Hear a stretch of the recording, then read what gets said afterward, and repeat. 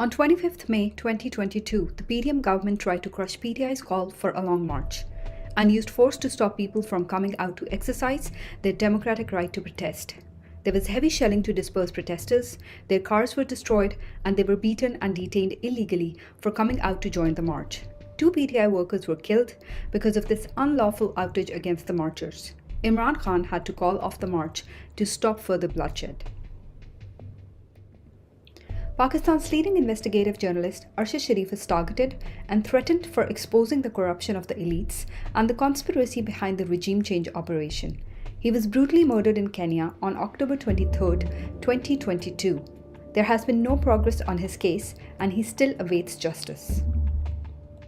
On 3 November 2022, the former Prime Minister of Pakistan, Imran Khan, was shot in an assassination attempt in Wazirabad, Punjab during the Azadi March. A PTI supporter was killed and many others were injured, including some PTI leaders. The shooter's statement was covered by the state media on national TV within few hours of the incident, where he could be seen changing statements to make it look more like a religious hate crime. In March 2023, more than 2,100 PTI social media activists, party workers and supporters were abducted during a nationwide crackdown on Imran Khan's party. These also included children and women. They were illegally detained and their families were harassed and threatened. On August 11, 2022, Shehbaz Gill's driver's wife was arrested along with her minor child for the purpose of collecting evidence. The baby was kept without her mother, denying her the fundamental rights of a minor. The 10-month-old baby's heart-wrenching cries for her mother went viral, and there was huge criticism from the people as well as the party leadership. On 8 March 2023, just few hours before PTI's rally, the caretaker government of Punjab, which is known to be a puppet of the current government, imposed Section 144 in Lahore to ban all kinds of political activities. This was after the permission had already been granted for a peaceful rally, which is a democratic right of every citizen. The police unleashed brutal tear gas, water cannons, and rubber bullets on any peaceful protesters who tried to gather for the rally and arrested several PTI workers and supporters. In March 2023, a special needs person, Ali Bilal, was brutally tortured to death in police custody after being abducted from Lahore, where he was peacefully protesting. His body was thrown in front of the hospital in Lahore. The police tried to cover this up by calling it an accident, but his post-mortem report confirmed that he died of excessive bleeding after being subjected to brutal torture and a fatal blow on his head. Starting 14th March 2023, Pakistani authorities launched a full-scale attack on Imran Khan's Lahore residence to arrest him illegally, even after he submitted a signed guarantee that he will appear in an Islamabad court. The security forces fired heavy tear gas and attacked the workers and supporters with water cannons and rubber bullets to disperse the crowd outside Zaman Park. The siege went on for 2 days before the operation finally halted.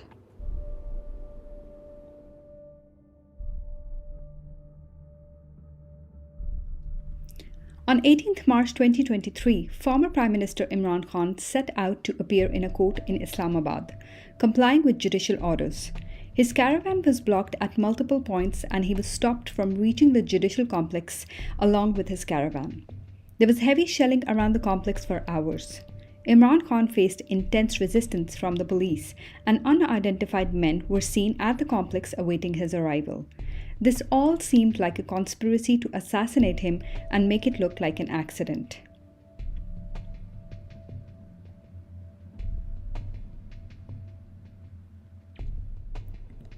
On 18th March 2023, police attacked Imran Khan's Zaman Park residence in his absence. The police stormed his Lahore residence without presenting any search warrant and against clear orders from the court. They broke the front gate with heavy machinery, beat the workers, and arrested several of them illegally. During the raid, they destroyed his personal belongings and took multiple items from his house, including food items and things belonging to the house help. Imran Khan was illegally arrested from the Islamabad High Court premises on 9th May 2023 when paramilitary troops stormed into the High Court to abduct him, taking him away to an unknown location. His lawyers, who witnessed the entire debacle, later showed how they were all pepper sprayed as the troops broke into the room by breaking the windows. They were beaten up, Imran Khan hit on the head as they forced him off the chair and violently pulled him away and dragged him. On 9th May 2023, a false flag operation was orchestrated to defame and trap PTI. Without any investigation, the government started a brutal nationwide crackdown on the PTI leadership and its workers and supporters. There are numerous videos showing evidence of how unknown men infiltrated peaceful protests and incited people on violence. PTI leader Dr. Yasmin Rashid, who was leading the rally in Lahore, can be heard instructing people to stay peaceful and not to enter any state buildings. Women faced the worst clampdown and brutality to discourage their political participation. The security forces were seen humiliating, beating, and dragging them by their hair for coming out for peaceful protests. Hundreds of women are languishing in different jails in terrible conditions without any access to their families. These include elderly aged 80 plus and mothers of really young children. Women also revealed that police kept asking them why they dared come out of their homes, discouraging them to participate in any political activities, which is their democratic right. Using 9th May protests as an excuse, the government abducted many PTI leaders and forced them to leave the party. No proof was found against any PTI leader inciting people on violence and vandalism, and without any investigation, they were abducted and detained illegally. The courts would release them when presented in front of the judge, but the moment they would come out, they were abducted again. They were only set free on the condition of leaving PTI and announcing the departure through a scripted press conference condemning the events of 9th May. Many leaders were seen crying in these scripted press conferences, saying that they have a daughter or a son to take care of, signaling that their life was in danger, due to which they were forced to leave the party. A renowned journalist, Imran Riaz Khan, was abducted for a third time on 11th May 2023 from the airport. He has been missing for over a month now, and even after repeated court orders, he has not been presented in front of the magistrate. His family fears for his life as the authorities remain clueless about his whereabouts. In his last vlog, he said that he has been forced to leave the country as he has been receiving a lot of threats, but he will keep speaking the truth. Even children are not being spared by the PDM government in what is evidently a planned campaign to spread fear and terror.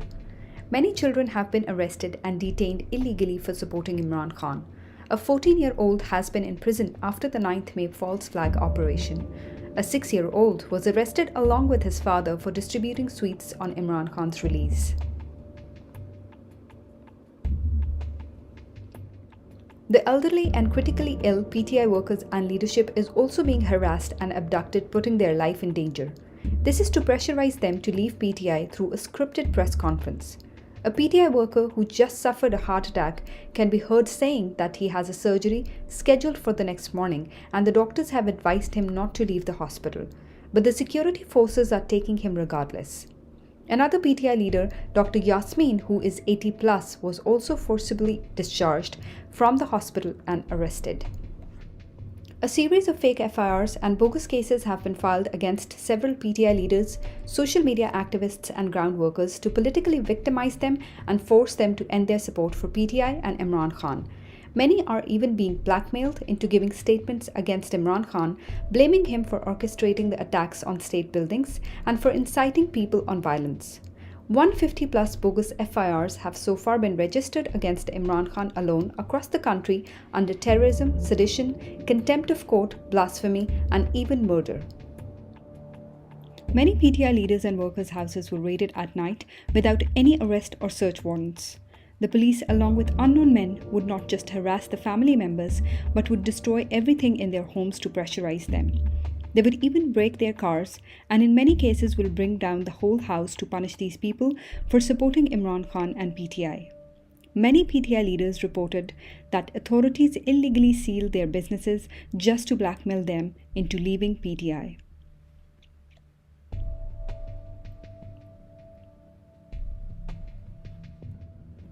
Mia Aslam Iqbal, former senior minister Punjab, wrote the ordeal his family faced at the hands of this PDM government. 30 to 40 people entered his house and started harassing his family, including his 85-year-old mother. The police took everything valuable, including his daughter's dowry, whose wedding was in a few days. He also added that many of his family members' houses have been raided multiple times just to pressurize him. There are numerous stories of hundreds of houses being raided and looted by the security forces, violating all human rights. There are numerous reports coming out that women are being harassed in jails. Many protesters share horror stories of being threatened with rape if they come out to protest. The press conference of the Interior Minister of Pakistan, Rana Sanaullah, also raised questions on women's safety in jails. His body language and the fact that he had to conduct an emergency press conference after midnight shows that this might be a desperate attempt to cover up and preempt the horror stories about to break in the media. Women have never been so mistreated and harassed by the state for exercising their right to peacefully protest.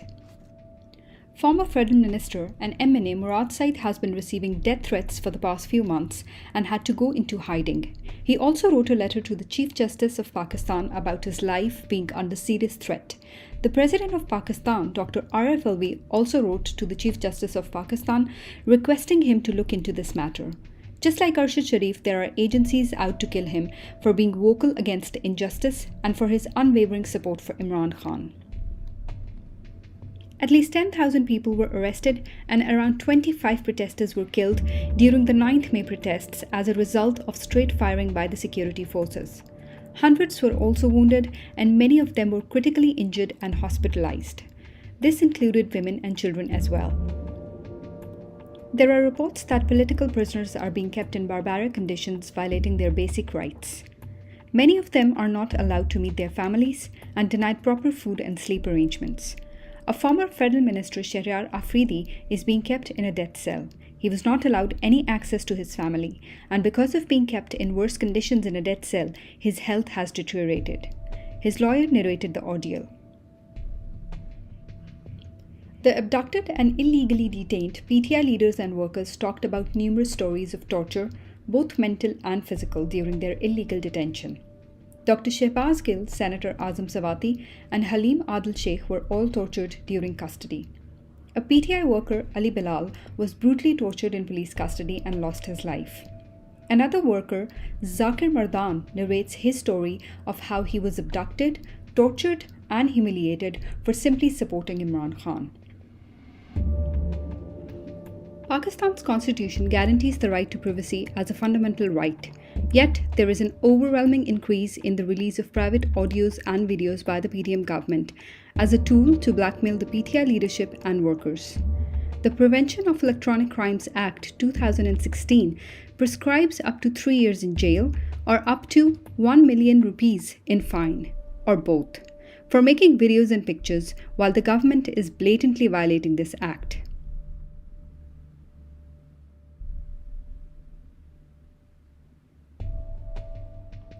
Using the events of 9th May as an excuse to crush PTI, Pakistan's government is now establishing military courts to try the protesters arrested on and after 9th May. They are even planning to try Imran Khan in a military court, blaming him for orchestrating the 9th May attacks. Although he was in detention on that day with absolutely no idea of these events, nor there is any proof that he ever incited people on violence. These courts are against the Constitution of Pakistan and a huge human rights violation, as there is no transparency and the risk of injustice due to the absence of fair trial. Two major provinces of Pakistan, Punjab and KPK, are currently running under an illegal caretaker government. According to the Constitution, their tenure is 90 days, which has already ended. Even after clear court orders for conducting elections on 14th May 2023, the PDM government refused to conduct any elections, violating the Constitution and the orders of the Supreme Court of Pakistan.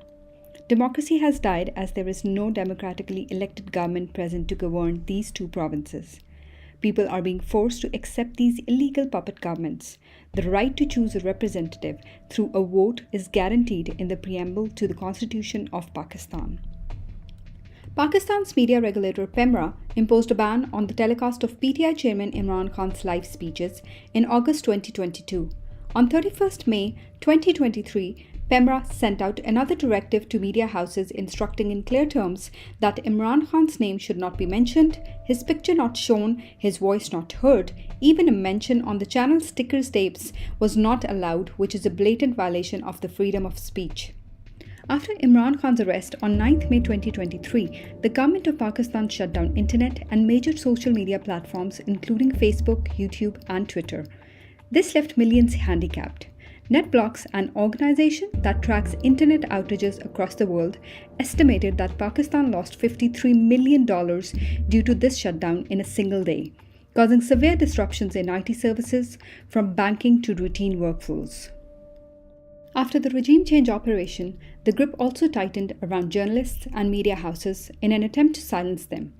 Multiple journalists and media houses were attacked for raising their voice against state brutality and for showing Imran Khan's narrative.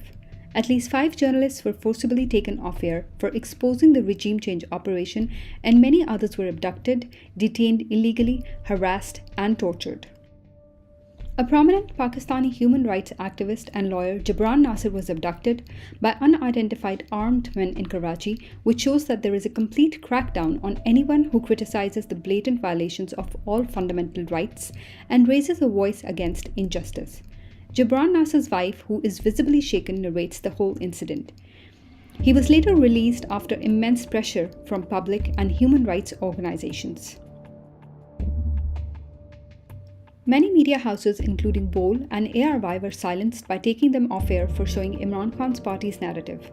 Today, the media in Pakistan is completely controlled to cover and promote only the narrative of the PDM government and the establishment.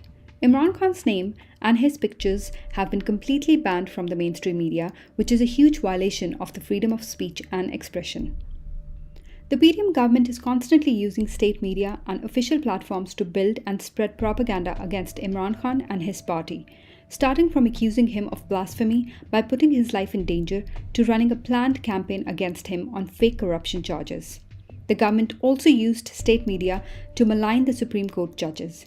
Live coverage was given to the protest against the Supreme Court of Pakistan, showing speeches threatening the judges. Former Prime Minister Imran Khan's speeches are banned from mainstream media, but his shooter was given live coverage on all major news channels. More than 20 articles of the Constitution of Pakistan were violated post-regime change operation. Pakistan's constitution guarantees the fundamental human rights for every citizen, including security of person, right to fair trial, freedom of assembly, freedom of speech, and inviolability of dignity of man.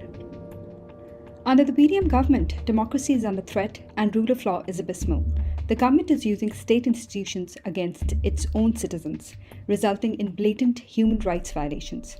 Citizens have been denied freedom of speech, right to fair trial, right to peacefully protest, and right to vote and elect their representative. Courts have failed to get their orders implemented, and they seem to be under a lot of pressure.